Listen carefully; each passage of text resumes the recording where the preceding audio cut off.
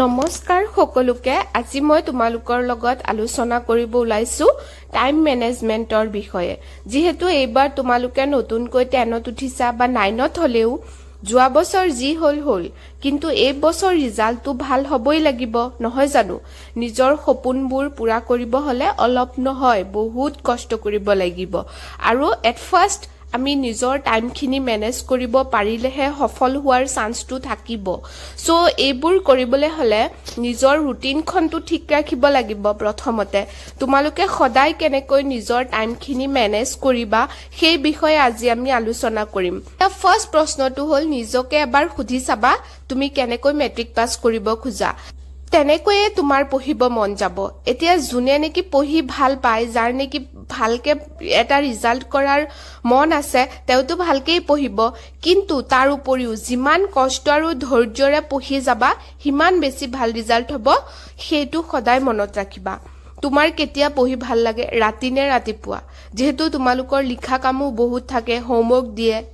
স্কুলৰ পৰা সো যেতিয়া তোমাৰ পঢ়ি ভাল লাগে পঢ়িবা বাকি থাকা টাইমখিনি লিখিবা নিজৰ ওপৰত ইমান বেছি ফোৰ্স নিদিবা যে এতিয়া মই পঢ়িম যেতিয়া ভাল নালাগে তেতিয়াও পঢ়িম তেনেকুৱা নকৰিবা যেতিয়া পঢ়িব মন যাব তেতিয়া পঢ়িবা যে দিনত বা ৰাতি যিকোনো এটা টাইমতো পঢ়িব লাগিবই হিমান ঢিলাও নিদিবা যে মোৰ পঢ়ি একদমেই ভাল নালাগে সেইটো কথা নকবা নিজকে সো তেনেকে পঢ়ি যাবা আৰু এটা কথা মনত ৰাখিবা সফলতা এনেই নাহে সাকসেস হ'ব খুজিলে প্ৰেক্টিস কৰিব লাগিব দিন পঢ়ি 3 দিন নপঢ়ি তুমি যদি সাকসেসফুল হ'ব খুজি আছা তেতিয়া হলে হেতু তোমাৰ ভ্ৰমহে মাথো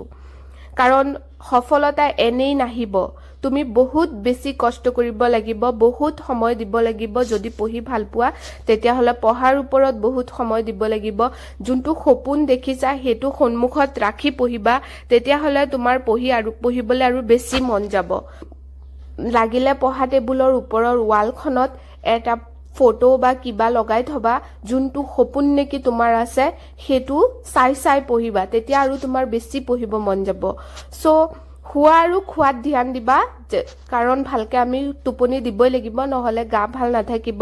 সো খুবা ভালকে আৰু খাবাও ভালকে আৰু 8 ঘণ্টা টোপনি দিয়াৰ বাহিৰে বাকি যিমানখিনি সময় পোৱা পঢ়া কামত লগাবা এনে হুই বহি মোবাইলখন স্ক্ৰল কৰি সময়খিনি একদম নষ্ট নকৰিবা তোমালোকে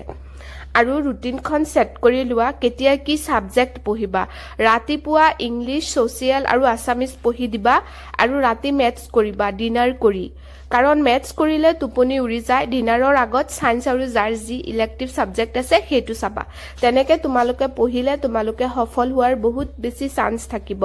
আৰু কনসিস্টেন্সি ইজ দা কি তেনেকুৱা এটা হেৰি আছে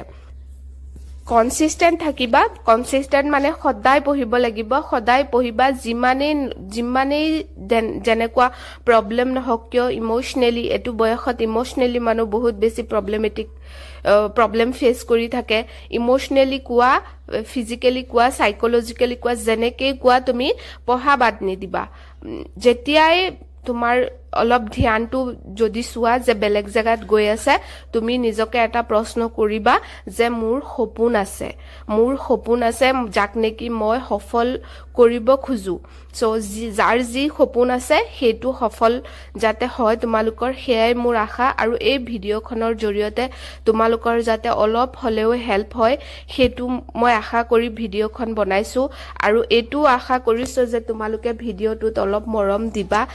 লাইক কমেন্ট শেয়াৰ আৰু সাবস্ক্ৰাইব কৰিবা সো তোমালোকলে বহুত মৰম আৰু ধন্যবাদ থাকিল ভালে থাকিবা